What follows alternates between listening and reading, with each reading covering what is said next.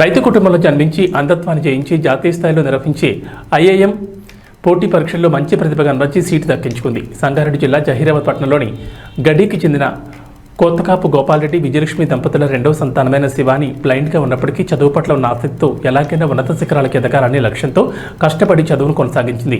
ప్రాథమిక ఉన్నత విద్యను హైదరాబాద్ బేగంపేటలోని దేవనార్ పబ్లిక్ స్కూల్లో కొనసాగించి 10వ తరగతిలో ప్రథమ శ్రేణిలో ఉత్తీర్ణత సాధించింది.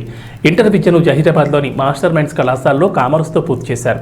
చెన్నైలోని సత్యభామ ఇన్స్టిట్యూట్ ఆఫ్ టెక్నాలజీ కళాశాలలో చేరి బీబీఏ కోర్సు పూర్తి చేశారు. క్యాట్ ఎగ్జామ్ కోసం ఆన్లైన్లో కోచింగ్ తీసుకుని 2023లో నిర్వహించిన ఐఐఎం కోర్సు కోసం పరీక్ష రాసి దేశంలో 21వ ఐఐఎం కళాశాల ఉండగా 19 ఐఐఎం కళాశాలలో అర్హత సాధించింది. అందులో మధ్యప్రదేశ్ రాష్ట్రంలోని ఇండోర్ ఐఐఎంని ఎంపిక చేసుకుంది.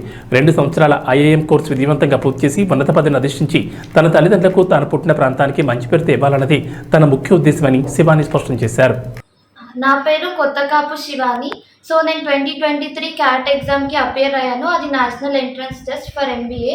సో అందులో సెలెక్ట్ అవ్వడం నాకు చాలా హ్యాపీగా ఉంది. అండ్ నేను ఇప్పుడు ఐఐఎం ఇండోర్ కాలేజ్ని చూస్ చేసుకున్నాను అండ్ అక్కడికి వెళ్ళి జాయిన్ అవ్వబోతున్నాను.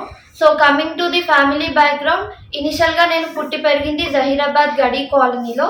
అండ్ మా డాడీ వచ్చేసి వేణుగోపాల్ రెడ్డి అండ్ మమ్మీ వచ్చేసి విజయలక్ష్మి. అండ్ మేము టోటల్గా 3 సిస్టర్స్. సో నేను బై బర్త్డే బ్లైండ్గా పుట్టాను అండ్ స్కూలింగ్ వచ్చేసి దేవనార్ స్కూల్ ఫర్ ది బ్లైండ్లో చేశాను up to 10th standard in Hyderabad. 10th అయిపోయాక జహీరాబాద్లో మాస్టర్ మైండ్స్ జూనియర్ కాలేజ్లో ఇంటర్మీడియట్ చేశాను, again in commerce stream. So తర్వాత నేను చెన్నైకి వెళ్ళాను, Satyabhama institute of science and technology.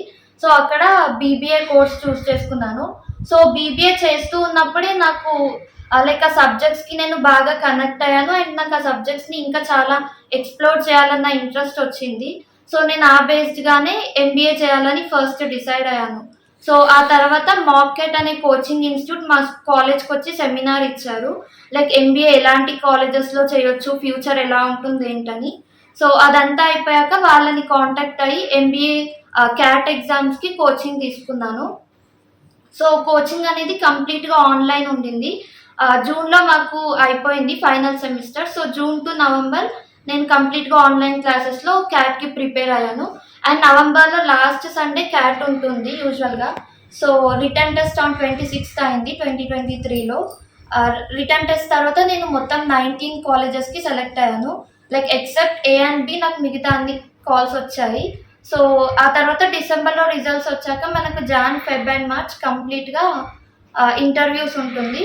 So నేను అన్ని ఇంటర్వ్యూస్కి అటెండ్ అయ్యాక ఎట్ ది ఎండ్ 17 క్యాంపస్కి సెలెక్ట్ అయ్యాను. అందులో ఐఐఎం ఇండోర్ చూస్ చేసుకున్నాను. So coming to like MBA ఇక్కడ 2 years కంప్లీట్ చేశాక నాకు కంపెనీస్తో వర్క్ చేయడం అనేది చాలా ఇంట్రెస్ట్.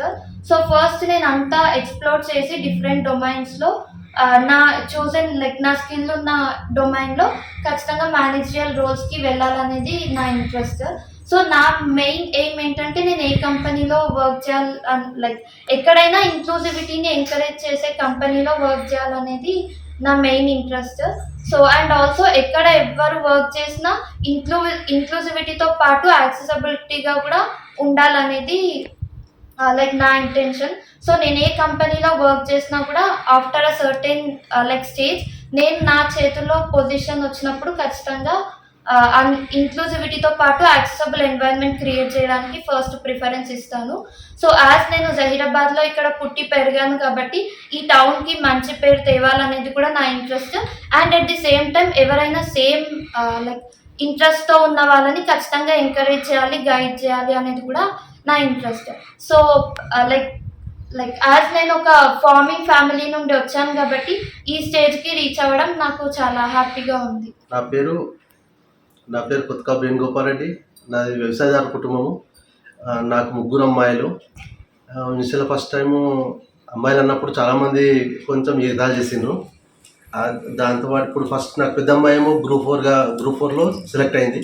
రెండో అమ్మాయి ఏమో ఐఐఎంలో సీట్ సంపాదించుకున్నది. 3వ అమ్మాయి కూడా ఎంబీఏది క్యాట్ ఎగ్జామ్ రాసి 3వ అమ్మాయి కూడా హైదరాబాద్ సెంట్రల్ యూనివర్సిటీలో ఎంబీఏ సీట్ సంపాదించింది. నిజంగా మాకు చాలా గర్వకారణంగా ఉంది. నా పిల్లలు అమ్మాయిలు కూడా మంచి చేసినందుకు గర్వకారణంగా ఉంది.